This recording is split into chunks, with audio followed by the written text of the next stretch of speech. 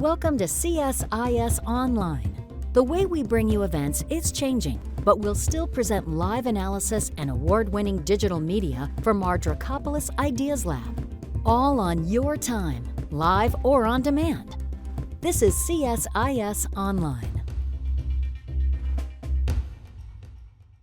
Good afternoon, everyone. My name is Dan Rundy, and I'm a Senior Vice President, the William A. Schreier Chair and Director of the Project on Prosperity and Development. I'd like to welcome you today to today's event on Sustainable Development Goal number 7, Affordable and Clean Energy. We've done over the last several years, probably about 10 or 11 of the Sustainable Development Goals, doing public events on them over the last couple of years because I was curious about what they meant for the world and for the United States.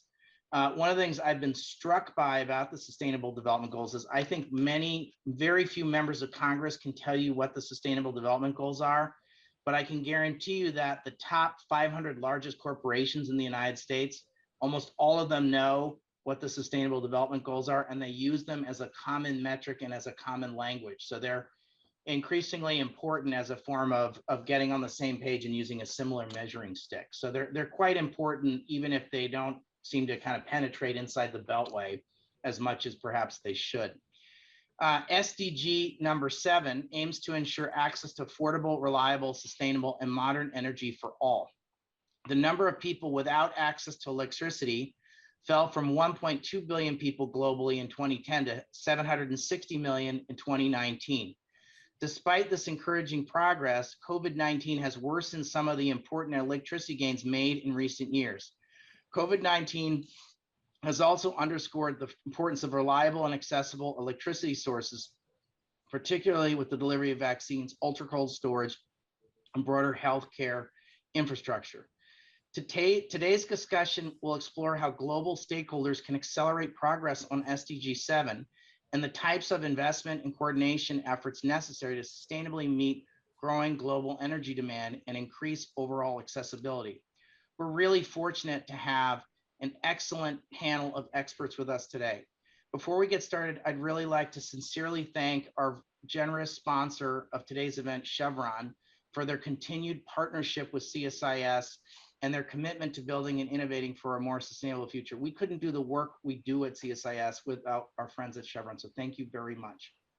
I'd like to welcome our esteemed panel for today's discussion. We have my friend and colleague, Todd Moss, who's the founder and executive director for the Energy for Growth Hub. I think one of the most interesting organizations in Washington. I think he's one of the most interesting thinkers in Washington as well.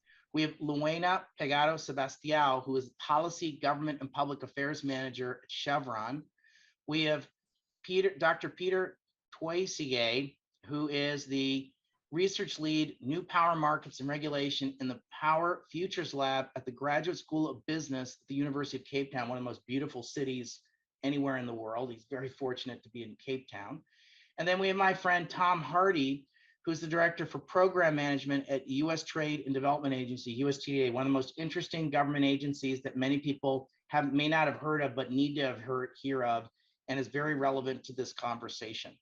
So I'm going to turn it over to each of our panelists for some kickoff remarks on this to get the conversation going. So I'm going to start with my friend and colleague, Todd Moss. Todd, over to you.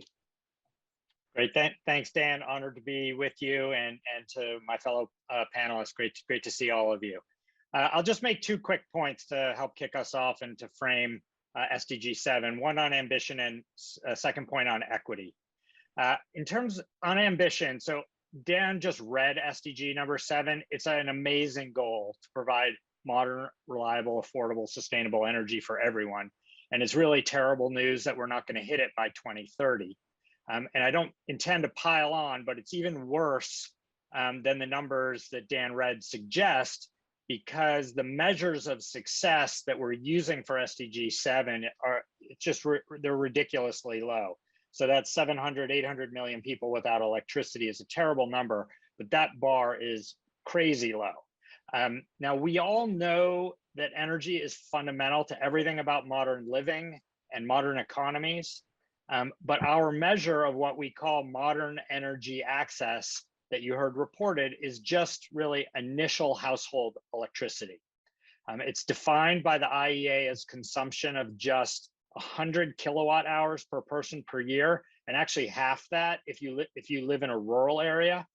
And that's enough energy for a few lights and maybe a fan and not much else. So what we've done with SDG 7 is set a beautifully ambitious goal, but we've set the bar for how we're tracking progress just like unbearably low. It's kind of like setting a goal for everyone to have a good college education, and then our indicator for measuring that progress is whether people can read. So, you know, that it's not an end goal, it's just a very small first step. So if energy is supposed to lift people out of poverty, if it's supposed to create jobs, if energy is supposed to transform poor societies into prosperous ones, then we actually need to raise the bar. And we need to track progress, not just at this very, very basic level, but at least at a second step on the energy ladder. And I'll just suggest that a good a second step on the energy ladder would be both higher than our current measure and broader. We have to go beyond the household. So we, you know, of course, we want to cover energy both to run lots more stuff at home. We all have more than just lights at home, but we also need energy to run all the stuff that we use at work, that we use to communicate, that we use to travel, and everything else that makes a modern economy function.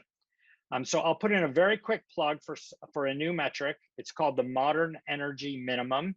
This new metric tracks the number of people hitting 1,000 kilowatt hours per year. And we developed the Modern Energy Minimum with the Rockefeller Foundation. And it is one of the eligibility criteria for this new, you may have heard about this new $10 billion energy facility called the Global Energy Alliance for People and Planet. It was launched by the Rockefeller Foundation with Bezos Earth and IKEA. And we're hoping that the Modern Energy Minimum will catch on, that others will start to use that as the second step on the ladder toward successfully reaching the ambition of SDG 7. So that's point one. My second point is just some basic facts around equity.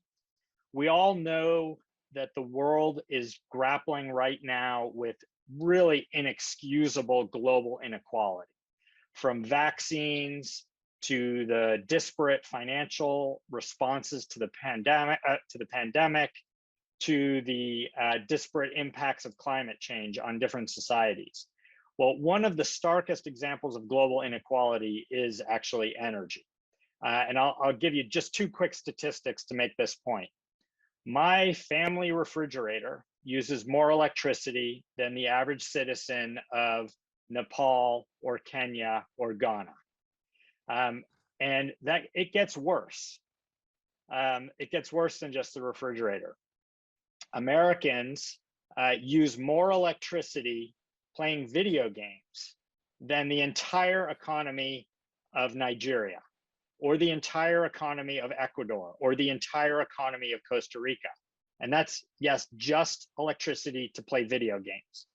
Now, my point is not that we should all get smaller fridges or stop playing video games. Those are things people use and they love those things for a reason. But it is the case that some societies, including the United States, we just take for granted the energy that runs those things. And so my point is that everyone on the planet deserves to take abundant, affordable energy for granted. Everyone deserves to have real modern energy. And that's how we will end poverty, and that's how we will build a fairer, more equitable world. So I'll stop there. Thanks, Dan. Thank you, Todd, so much. That's amazing. I completely agree with you. And I think, I think this, can you just repeat again this metric that you're proposing so that people, it's important to repeat messages. So what's the metric called and what is it? Sure. So the name of it is the Modern Energy Minimum. If you Google Modern Energy Minimum, or you go on the Energy for Growth Hub website, you'll find it. And what it is instead of 50 kilowatt hours or 100 kilowatt hours just at home, it's 1,000 kilowatt hours. And that includes what people use at home and in the wider economy. And it just so happens to correlate with the median of the World Bank's lower middle income income category. So we're aiming. That's sort of the first step on the bottom of the global middle class. I love it. There. I love it. I love it. I love it. Please go to Todd's website. Go look at this concept. I hadn't heard of it before. I will do that, and I encourage folks to do that. And when I have post my LinkedIn about this event, I will reference that. I think that's one of the takeaways from this conversation. Thank you, Todd. I'm really pleased to have Luena Pegado Sebastião, who's zooming in from Angola, who's the Policy, Government, and Public Affairs Manager for Chevron. Luena, please, the floor is yours. I'm so pleased you're with us. No, thank you so much, Dan, and thank you to the other panelists. It's a pleasure to be able to participate in this discussion. If I may, I just wanted to also provide a little bit of context from an Angola perspective. So you may or may not be aware, Chevron has been in Angola actually since the 60s. So the presence has been here for a very long time through the ups and downs of the history of our country. We operate 2 blocks, 0 and 14, as well as a liquefied natural gas plant in the province of Zaire. But the majority of our operations are in the province of Cabinda, which, if you're familiar with our geography, it's the northernmost province in Angola, which isn't connected to the mainland. So just imagine also some of the logistical complexities of operating in Cabinda. So most of what we have, our footprint, we do have an onshore footprint, which is our Malongo base, which supports our offshore activities, where we have a web of facilities offshore that coast that are interconnected with pipelines, et cetera. And so we share that space with the coastal communities of Cabinda. And so as you can imagine, the coastal communities are our key stakeholders. When I think about social investment specifically for Chevron in Angola, we've historically focused on education, health, and economic development. But just thinking about the topic of this discussion, it's important to acknowledge that the paradigm has changed. We do need to talk about cleaner, more affordable energy and making it accessible to the broader communities. One of the ways that Chevron is managing this space is we've since in 2021 created a new organization within Chevron, which is the Chevron New Energies. And the purpose is to accelerate what we're doing in terms of finding alternate solutions and technology for cleaner energy and ensuring that people are able to access those solutions. We take this very seriously. What I would caution us to do is to make sure that we embrace the fact that this isn't necessarily a one-size-fits-all, and that we're working with the local governments, local communities to understand how these solutions are applied on a local level. So we have several projects underway across the world, whether it's in Australia or Nigeria, with the intent of providing solar and gas-powered microgrids to local communities. And so when I think of Angola specifically, it's how do we now introduce this new aspect of cleaner energy into how we're executing our social investment portfolio, as well as just generally our investment portfolio. So again, thank you for this opportunity, and hopefully that provides a little bit of context. You know, I'm really so pleased that you're with us. One of the things that I got my career started when I was at USAID, helping build the USAID Chevron partnership in 2002 and 2003. And that partnership helped change the way AID thought about multi-stakeholder partnerships. And I know it was a really important partnership for helping to consolidate peace in Angola and to kind of restart the country, if you will. It was a really important partnership. So I'm so pleased you're with us today. Thank you, Luena. Dr. Peter, over to you, sir. Thank you, Daniel, for having me here. Peter Tresidje from the University of Cape Town, the Graduate School of Business. And I would like to, first of all, contextualize the issue of SDG 7 in terms of how we address this on the African continent. So we look at this as Africa having 5 key enduring power challenges. Number one being that there is inadequate generation capacity on the continent. So the continent with a population of about 1.2 billion people has only about 190 gigawatts of installed capacity, which is almost less than the size of the entire German economy in this installed capacity. So, and with the growing population numbers, it's really possible that the continent will transform in a short time to achieve the SDG 7 goals. Number two, there is inadequate, of course, access, like Todd mentioned earlier on. So of course, the huge number of people, about 600 million people, still have don't have access to electricity. And three, those who have access to electricity reliability is so poor on the continent that they go 8 to 7 hours without supply. And so most of businesses on the continent have to rely on backup generators that are costly, or countries are forced to contract expensive emergency power plants with tariffs that go as high as 25 cents per kilowatt hour.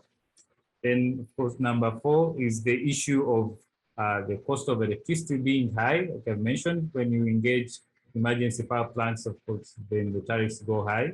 And some of the projects that are contracted on the continent are poorly negotiated. That also feeds into the cost escalation on the continent. The fifth challenge on the continent is the poor performance of utilities. Generally, utilities on the continent are financially broke. They are loss-making. We only have 2 utilities on the continent that have been identified as being financially viable. That's Ugandas, Umeme, and the Seychelles.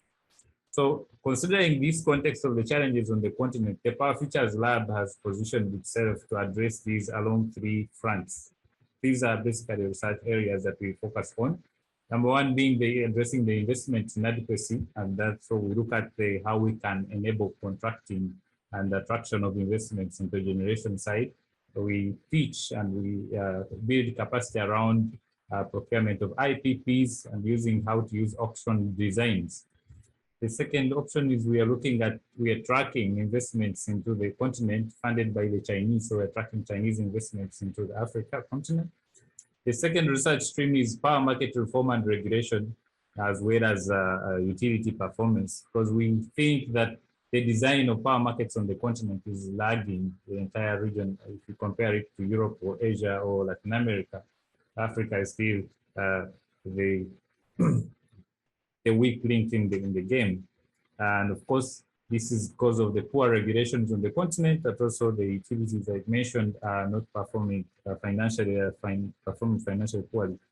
The third area of our research is looking at the energy transitions and the distributed energy resources. So we're looking at the changes that are happening in the energy scape and how we can position the energy sector to transition and adopt better mechanism for accelerating access to renewable energy. And on this front, so we combine the 3 to integrate capacity building elements. So we have 3 courses that we teach through the year. That's one, managing power sector reform and regulation in Africa. The other one is financial modeling for utility tariff setting. And the third one is finance contracts and risk mitigation. So these courses are primarily selected to address these 5 enduring challenges. And coming back to the issue of access and SDG 7, we agree that Todd Moss's proposal is complementary to the existing metrics to track SDG 7 and EPT considerations. And yeah, happy to contribute to the discussion. Thank you so much. That was really helpful. Tom Hardy, you're one of the most important government agencies many people have not heard of. Can you just do a 1-minute elevator explanation of what the heck is USTDA, and then pivot to how's it relate to this conversation? You know I love USTDA. Hey, thank you, Dan, and really appreciate the opportunity to get together with this group, but also kind of take stock of what we do as an agency to support the SDG number 7. I think so often USTDA is focused on what is our impact on development overseas, what are the opportunities for US companies, but we don't necessarily take stock of what is the work we're doing and how is it contributing to the broader SDG goals. What is USTDA? 101, USTDA is the Project Preparation Agency of the United States government. What does that mean? USTDA is a grant-making agency that is tasked with 2 primary goals. One is to help countries make informed investment decisions on infrastructure, whether that's through supporting feasibility studies, technical assistance, all the way up to demonstrating pilot technologies, but making sure that they have the best information to make investment decisions on high quality infrastructure that will serve their communities. At the same time, the work we're doing is designed to open markets for the export of American goods and services. So it's tying both the foreign assistance model together with the commercial advocacy model that is really introducing innovative technologies that have the chance to spur sustainable economic growth. Historically, USTDA has been most heavily invested in energy projects with, over the long term, a transition to a lower carbon future. And I think that the last year and a half has helped spur an even faster move towards identifying lower carbon solutions that can really bring the greatest impact to our partners in emerging markets. I really appreciate Todd's framing of this discussion of the challenges that we face to provide expanded access and the modern energy minimum. From USTDA's perspective, we're doing a lot of things that we're building on success we've had in the past, where we've invested in feasibility studies, pilot projects that have borne fruit in one country. We've looked to take that technology, those solutions, into other countries that we can expand. For example, in Jamaica, we were very involved in helping to expand their street lighting system using high efficiency LED lighting systems. That opened up huge market opportunities for exports of American technologies. It also increased the safety of Jamaica by increasing street light. We've taken that model and are working now with the Salvadoran government to do something similar. In Zambia, very successful in the deployment of mini grids in Zambia. We've taken that model and matched it in Haiti and have now had success in Haiti. But all of our work is designed to provide greater energy access to people that are off the grid or those that are on the grid but have intermittent access. And I think that as we look at affordability and accessibility, we have to keep our eye both on those that are needing to go from 100 megawatts to 1,000 or kilowatts to 1,000, and those that need more consistent power to power the economies around the world. And USTDA is fortunate to be on that front end, and with the administration's focus on the climate crisis we face, we're fortunate to have the Export-Import Bank fully up and staffed now. They are focused on climate, the DFC likewise. I think that right now is a really unique opportunity for all of us to be working in a singular purpose to help ensure that all of our investments are helping our partners transition to a lower energy economy. With that, I'll leave it there. I really appreciate you pulling this together and the conversation we'll have on the SDG 7. So Tom, just for our television audience at home, if you will, yeah, could you just explain what the heck does TDA do that works on this stuff? You guys do three main things, and they all, I think, relate to this issue of clean and affordable energy. Tell her what are the three functions you all have, and how does that relate to this discussion? But I think I'd put in access, opportunity, and partnership. It's probably the easiest way. You know, coming out of COVID, we are now getting our reverse trade missions back up and operational, where we bring foreign decision makers to the United States, introduce them to American technology solutions, providing access for foreign buyers to American companies that they otherwise may not be aware of the opportunity. Opportunities through our feasibility studies, technical assistance, pilot projects, using our grant funds, we're providing an opportunity for American companies to go over and demonstrate their technology overseas. And on the partnership side, I think the partnership side is the training grants, and where we see an opportunity to advance our commercial advocacy or help American companies through commercial advocacy. USTDA can come in, source in additional financing to lower the cost of the overall procurement and really invest in the capacity building of our partners overseas. And energy is a core component of that. Right. So you do a lot of training of government officials to make more sophisticated decisions and more complex decision making, a lot of these energy packages are complicated and require a lot, aren't just based on price, but have, you know, at least the initial price. You have to think about the life cycle of the investment of these energy packages, windmills or solar panels or gas or other things. And so you work with governments to help them think through some of these issues. Is that right, Tom? Yeah, absolutely. I mean, we do it in two ways. One, for every one of our grant activities on the feasibility study side, we incorporate an evaluation or analysis of life cycle cost of the overall investment that they're going to make. So they understand what is the upfront cost and what is the long-term cost of any investment they're going to make. And then, as you know, Dan, our global procurement initiative, where we've got 15 countries around the world that have partnered with us that are committed to moving away from the lowest cost procurement that doesn't always provide the best value to their citizens, to their governments. And we're working hand in hand with governments to professionalize their procurement systems to incorporate best value in their determinations on infrastructure. And it's, I think in the energy sector, perhaps is no more important, where you have huge upfront costs, but these costs that are going in for energy infrastructure are going to last for 30 years. So if you simply look at what it's going to cost you today and ignore what it's going to cost you in 5 years or 10 years if you have to replace it, versus what is the cost now and what is the total cost of ownership over that 30-year period, that is one of the core components we've changed. We launched the Global Procurement Initiative in 2013. At about the same time, we started incorporating total cost of ownership into our feasibility studies to make sure our partners understand what the cost is for them and make sure that they get the best value for their dollar. I mean, just like the United States, tax dollars are short to come by, and these countries, as they're investing in their infrastructure, need to make sure that the investments they're making are going to provide the greatest and highest benefit to their people.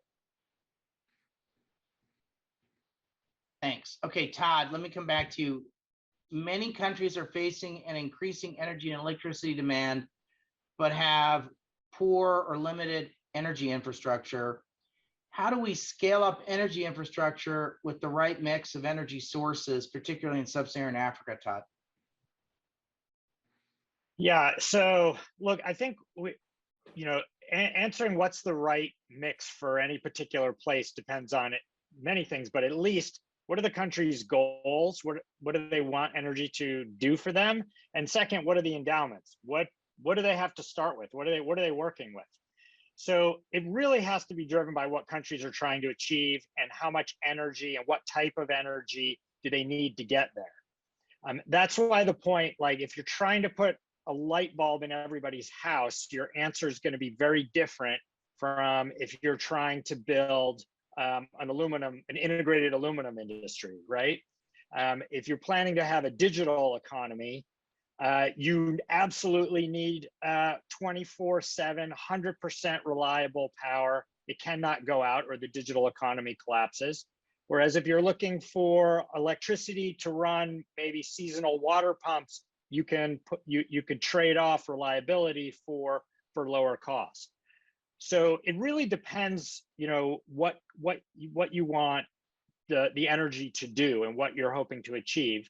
And then each country and each region of each country is going to have a different mix of what's available and what's going to be most efficient in different situations. And that means we can't just pick our favorite technology and say, oh, coal is the answer or solar is the answer. That actually doesn't really make any sense. Even countries that are quite near each other. So Ethiopia, for example, is betting big. Its entire economic future is dependent on large hydro.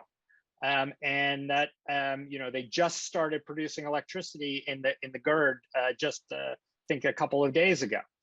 Next door, Kenya. Kenya is mostly geothermal, and they've also put quite a bit of wind. But if you go on the other side of the continent, most of West Africa, like Senegal, Ghana, Nigeria, they're doing a mix of gas and hydro today. And what they plan in the future is basically a solar-driven future with gas as backup. So again, like sitting in Washington or London or Johannesburg and saying, okay, this is the right solution in this other place. It really, that's not really the right question. I love it. Thank you. Luana, Chevron has been an amazing long-term partner to Angola and has helped create a lot of prosperity in Angola. Could you talk about how Chevron's work in Angola and what you're doing now and how you're contributing to prosperity and jobs and also to the energy conversation? Sure. I think, I'll be preaching to the choir because one of the recurring themes that I've heard from the other panelists is this notion of inclusiveness. And you can't get to a solution if you're not ensuring that you're involving the right people around the table. And so, Todd, your comments right now really resonate with me. I'd like to take a step back just for a second, Dan. I've been with the company straight out of college, returned to Angola, was looking for a job. 1 month later, I landed with Chevron. 21, almost 22 years later, here I am. And what I've observed and I'm not an engineer, I'm an international affairs person, background major. What I have observed that's great about the company is we're given a platform to be able to challenge and to ask questions and to educate ourselves. And more importantly, we enable a mindset of growth. And so making sure that we have access to those subject matter experts, we're working closely with the local communities, that is fundamental to ensuring sustainable outcomes. In terms of prosperity, when I consider prosperity, it implies a thriving economy. And so we have to be very deliberate about how we invest in the countries where we're operating. Because how we invest will mean the difference to a sustainable outcome. And when I'm talking about the how, I'm talking about considerations around what is the model of the project that we will execute? Who will we be partnering with to execute that particular project? How will we ensure an agile organization that can respond to changing needs? So all of this helps inform and ensure that the impact that we have is the right impact and that it's long lasting. One thing that we're doing right now that I'm very proud of that I'd like to speak to, it's not necessarily focused on clean energy, but it is focused on how we're investing and making an impact for the long term. So we have a couple of our big projects underway, and there's some fabrication work associated with these projects. So this fabrication work is to put together facilities that will go offshore. Historically, these facilities would have been fabricated outside of Angola. For this particular effort, we decided that this would be made in Angola by Angolans for Angolan. And so that gives us the opportunity to develop skills, welders, electricians, and other such skills that not only serve our industry directly, but also are transferable to other industries and sectors. And what that then does is also support the government's diversification strategy. And so again, these are the approaches that we need to have working with local governments to make sure that how we're investing is deliberate and it's meaningful. I think that from a social investment perspective, we are still moving away from that, bricks and mortar photo op projects to try to enforce projects that are more impactful. And again, I'm preaching to the choir. You would think that that's something that's very simple to do, but getting it right is the real challenge. And the way to get it right is to make sure that we're inviting the right people to the table. One such project that we have, for example, in Nigeria, our Niger Delta Partnership Initiative, we're providing access to cleaner technologies to over 1,000 households. And that's through private partnerships. And so that's just one example, and it replicates across different locations for Chevron, including here in Angola. We've been here, at least over the last 25 years, we've invested over $250 million. just recently, Chevron has signed a contract with the government of Angola for an additional 20 years to operate our Block Zero. The onus is now on us to look back on these past 25 years to see what have we learned from that and apply those lessons to how we're going to execute projects going forward. So not just projects from an oil and gas perspective, but also from a social investment perspective, making sure that we're involving the right people, we're taking into account these new discussions around cleaner energy, and again, just making sure that the next 2 decades, hopefully, are much more impactful and can contribute to the broader prosperity of the country. So just hopefully that helps to provide a very high level oversight of how we're taking this seriously and how we're looking to have a more long lasting impact. Thanks, Luana, that's great. Peter, you are a former manager of regulatory affairs at, I'm going to mispronounce it, UMEME, I think UMEME Limited, which is Uganda's largest private electricity distribution concession. Could you talk about your experience working at UMEME and what does the energy landscape look like in Uganda? And are there some larger takeaways that you might share with us, what it might mean for Sub-Saharan Africa? Thank you. Maybe just to give us a background, so Uganda occupies a unique space in the history of power sector reform and investment. It's the first country in the continent to unbundle its generation from transmission and distribution and offer private concessions to generation and the distribution segments. So the power landscape has since evolved significantly over the last decade. Post years of political engagement, innovation, and improved governance have led to significant improvements in the power sector management. Basically, UMEME is the UMEME concession and how, when I used to work in UMEME, there was this unique model that was being piloted in Africa, and this model, the concession, is offering a private sector-led way of doing business, which was quite unique from any other state-owned enterprise. So the unique features of this concession was that cut back on the political levels of influence that were affecting the performance of utilities then at that time, and giving more autonomy and authority to the private operators to operate without influence from political actors. And secondly, the level of commercial orientation in doing business, that's in terms of priorities around financial viability, ensuring that you enforce hard budget and cost cutting, and ensuring that there's efficiencies in terms of loss reduction in the system, but also as well ensuring that there's reliability in the network were quite unique features that are not typical in any other state-owned enterprise. So the changes in governance systems that later on evolved and morphed into financially viable utility that is currently listed on the stock exchange, or that are listed in 2012, was and is still a unique feature that most utilities need to copy and replicate, because that system allowed a level of autonomy and kind of an agency framework that divorced government from the day-to-day interference, allowing the private sector to operate efficiently and run costs in an optimal way. The uniqueness further went into the level of innovation, allowing staff to own and participate in innovative activities involving metering, involving billing systems, innovation like using mobile money payment platforms that were developed locally by Ugandans, and so many other innovative activities that were undertaken.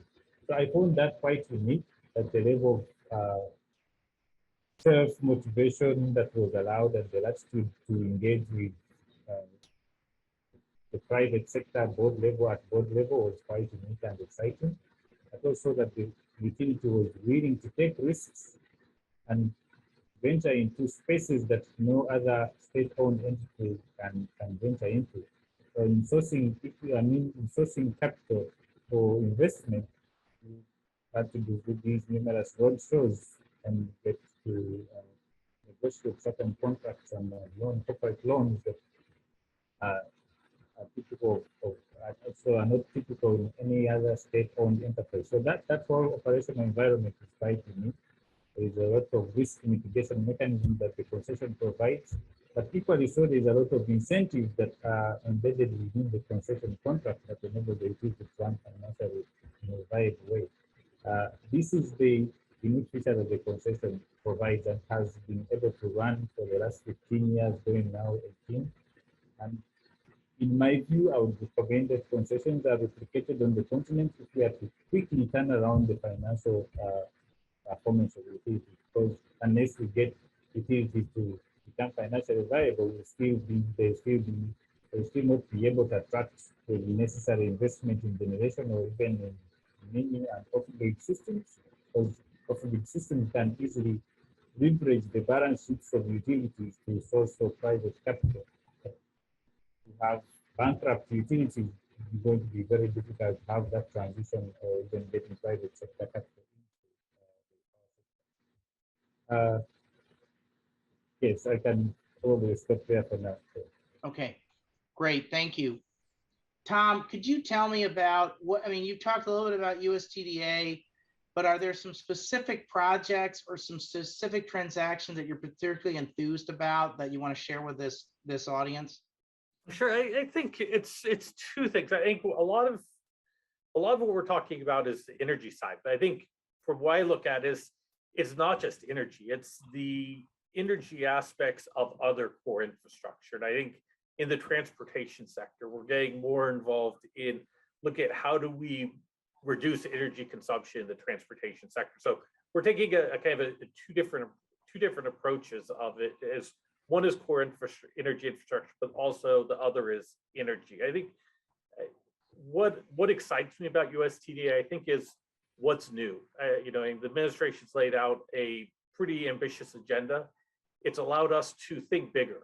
I think one of the things we talked about just before getting on the phone on this panel was USTDA has now moved into the nuclear space where we had not been in the past, working in Eastern European countries in helping design traditional light water reactors, helping to spur the advancement and utilization of small modular reactors, and also working with the European Union on harmonizing regulatory systems to ensure that newer technologies are able to be operationalized. I think this is a transformational change. I think it goes to what Todd was saying. You've got base load power that countries need to drive long-term economic growth, and then you have smaller mini grid, microgrid type solutions that reach the last mile. And I think that USTDA, with our mission of supporting development, we're able to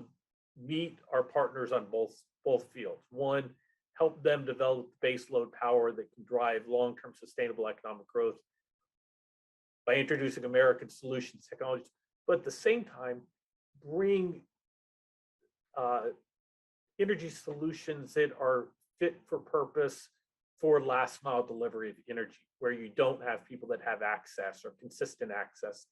And we're able to bring that American innovation into these markets. And earlier this year, Enu Abong, who is the president's nominee to serve as the director of USTDA, traveled to Zambia and got to see firsthand the implementation of some of our mini grid projects in Zambia and see the impact it has, not just on the local community, but the employment, the job creation.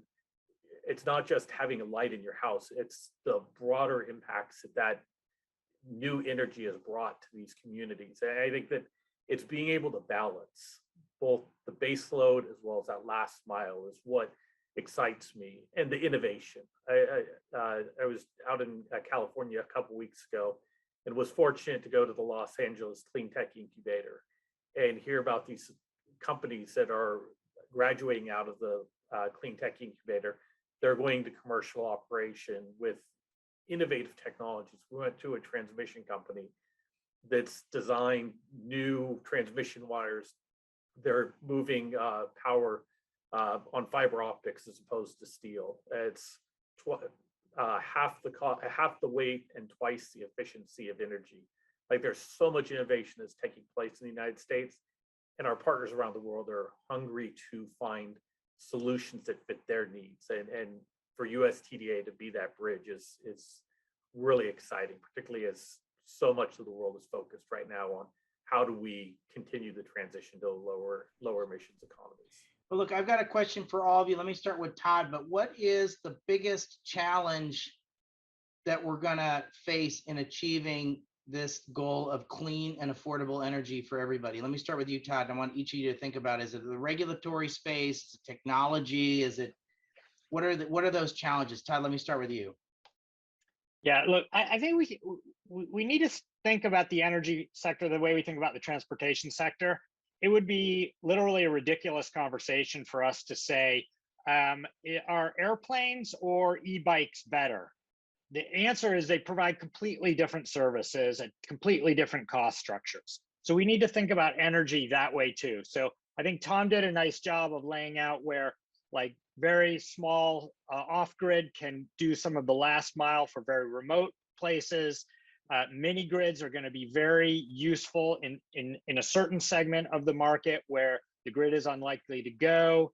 And then for cities, and we should remember that even in Africa, the majority of people are going to be living in cities over the next several decades. In cities, it's still going to be largely grid connected power. But I think that we have to stop thinking also about individual projects. You know, and sitting in Washington, D.C. or London, everybody wants to fund a solar farm, but nobody really cares or even knows where your electrons come from. I mean, Dan, you're sitting in Washington, D.C. Do you know where the electrons come from? I have no idea. Right. Well, it happens to be 95% gas, coal, and nuclear, by the way, but that's okay. But what we care about is that it's reliable and that we can afford to pay the bill. And that's true everywhere. So instead of thinking about individual projects, we actually need the markets to work. And that's why I'm really glad that Peter mentioned bankrupt utilities in Africa and Tom mentioned procurement. So in my mind, there's two big barriers to being successful on the large scale side. One is that the enabling infrastructure is not there.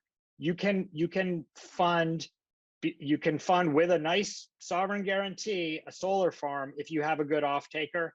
The issue right now in many countries, like Ghana is a good example, is that the transmission and distribution infrastructure isn't there. The second big issue is that the markets are not working, in part because utilities are bankrupt, but it's also because there is very little transparency in the electricity sector. Contracts, this sounds crazy, but contracts in the electricity sector are still secret. And so how can you have a functioning competitive market if nobody knows what the actual price is? Sometimes people will announce, oh, the price is, 11 cents a kilowatt hour, but you don't know what's embedded in there. Is there free land? Are there tax breaks? Are there subsidies? Who knows? So until there's a lot more transparency, particularly in power contracts, and we find ways to invest in the enabling infrastructure, I don't think we're going to see that step change toward SDG 7. So I'll stop. Thank you. Luana, what do you think is what's holding back progress on SDG 7? Yeah, I would have to agree that we need to go at this in a holistic manner.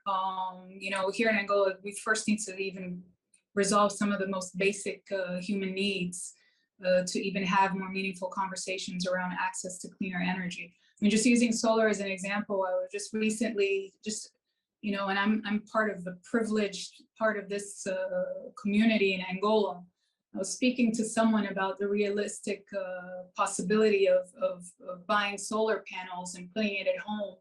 And this person that happens to live in this little island off of Luanda. And they were telling me that, oh yeah, Luena, I'm living off of a generator because even if I were to have installed solar panels, the companies that had originally installed them are no longer in business in Angola. So there's an issue of maintenance. So I think that there are very basic issues that need to be overcome. And the way to do that is by having a more holistic approach. So I agree that you can't go at it piecemeal. It's part of a broader discussion. We're actually now part of a great initiative that has been started by the American Chamber here in Angola, which is the Angola Working Group. And the intent there is to start ensuring that companies across all sectors are having conversations collectively. And so hopefully when you have that information flowing much better in the private sector and also promoting discussions in the public sector, then you're finding solutions that are broader. So again, I think that communication and more effective engagement can also be a huge turning point here in Sub-Saharan Africa. Peter, what's the biggest holdup? Is it bankrupt utilities? Is it the regulatory environment in your mind that to achieving SDG 7? I think from going back to where I started, it's a combination of the 5 enduring challenges that we've looked at. And all these are underpinned by this underinvestment in the sector, both in generation, transmission, and distribution. Utilities are bankrupt, so they cannot bring in private capital, and governments, we know governments, the treasuries are completely strained and they cannot fund the necessary infrastructure for expansion. And that means we must bring in the private sector to participate and bring in this private capital. So it's really, there's no easy answer here. There's no straight answer I can give you, but really, like you're saying, we need a holistic approach. And I think there is a proposal by the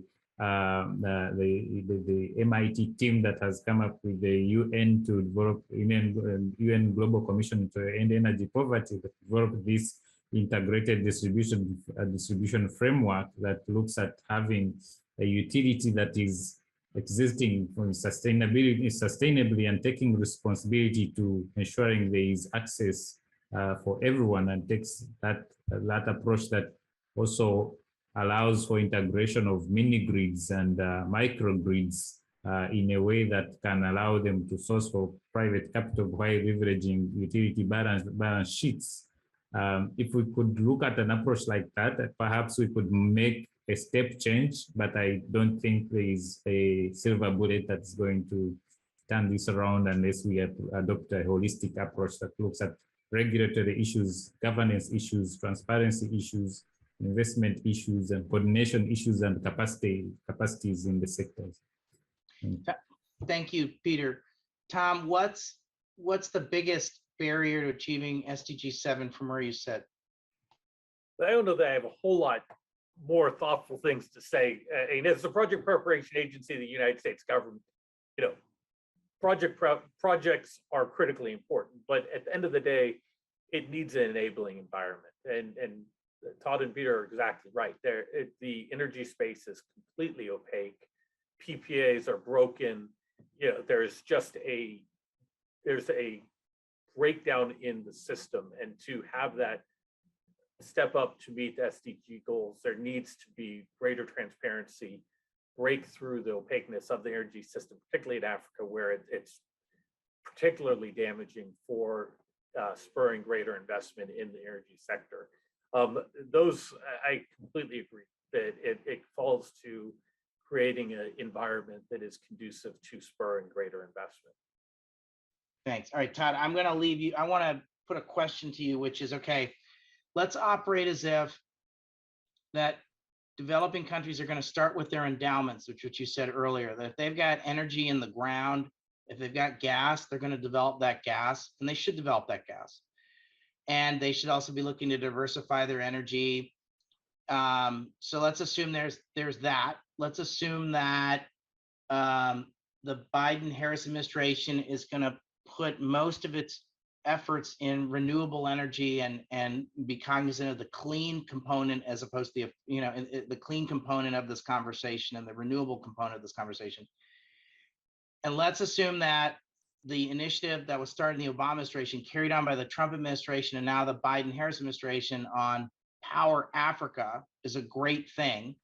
So if you are the Biden-Harris administration, kind of given this landscape, what are a handful of things you'd like to see the Biden-Harris administration do in the clean and affordable energy space? If you had a magic wand, what would be a kind of a package of things you'd want to see the Biden-Harris administration do over the next 3 years in this space? Because I know you've spent a lot of time thinking about this. What are some achievable, manageable things they could be doing that we could suggest to our friends in the Biden-Harris administration they should do, given the conversation we just had and given some of the things I've just posited? Yeah. Well, look, I also agree that Power Africa has been a terrific initiative, and I'm glad that it survived. I do think it's it was set up very specifically for a problem of the time of like around 2012, 2013, which was there was very little private capital going into African energy, into the African energy sector. In some ways, speaking to the success of Power Africa, that's really no longer the bottleneck. So if you can get a bankable project together, you can get the capital to get that project going. So what I would like to see the administration doing is, first and foremost, the Power Africa is still fighting for its life and for its budget. It actually needs a line item, and it needs to be plussed up. That sounds like a very Washington, D.C. thing to say, but it's absolutely necessary. The second thing is that the initiative was originally set up to achieve two things. It was supposed to bring projects of megawatts to financial close, and it was supposed to do connections. And those are perfectly reasonable goals, but the problem today are not really so much in that area. It's really around reliability. So I would really like to see, because reliability and cost are what's going to drive job creation and all of the other things that energy is supposed to be good at. So I would like to see them adopt a cost and a reliability measure. And then the last thing is what we've been talking about, which is getting beyond individual projects and working with countries on the range of how do all of these pieces fit together in a way that can enable a high energy, clean future. Because the more wind and solar you put into a system, the more complicated the system is going to be because of the intermittency. So that's not a reason not to do wind and solar, but it's a reason that you need to also invest in the complementary infrastructure to make that work in a sensible way. So those would be my three things I'd like to see the administration do. So let me just summarize. So it's like, make permanent Power Africa and plus it up. It's a 10-year-old, it's dealing with problems from 10 years ago in developing countries, and we need to kind of update it, version 2.0 of Power Africa. And the third takeaway is, don't think just about projects, think about enabling the strategy. What's your strategy? And then the enabling environment and the capacities that you need and where you want to go as a country. Do you want to mine Bitcoin? Do you want to supply power for a city? Do you want to have a manufacturing base and have steel? You want to make cars? You want to be part of the electric vehicle value chain? Those are all part of that conversation, right? Okay, so that means USTDA's got a role. That means USAID ought to be doing a lot more on things like helping governments plan on and also think about their enabling environment, including their energy enabling environment. It probably also means bringing in partners like the World Bank and the African Development, regional development banks like the African Development Bank to work on these issues. Look, I'm the first person to say use the Development Finance Corporation, the Exim Bank. I used to chair the Sub-Saharan Africa Advisory Committee at the Exim Bank. I was very active in getting the Exim Bank out of its Rip Van Winkle slumber. So I'm the first one to say I love Exim Bank. And I know, along with the Center for Global Development, I did a lot of toiling in the vineyards on the Development Finance Corporation stuff like you and Ben did, Todd. And so I care a lot about the DFC. But it's a lot of the kinds of things we're talking about are policy kinds of stuff and some coordination kind of stuff. It's not super duper rocket science, right? Is what I'm hearing you say. Is that right, Todd? Well, most of the pieces are there. And what is great about Power Africa is we all know, anybody who's worked in Washington for 2 weeks knows that agencies do not cooperate. That's not their natural state. But Power Africa actually worked by having a dedicated office with some resources to kind of grease the wheels of cooperation across agencies. That is why it's such a valuable initiative and why it has been successful, and why the kind of copycat versions in Latin America and Asia, which didn't have any of those things, haven't really worked.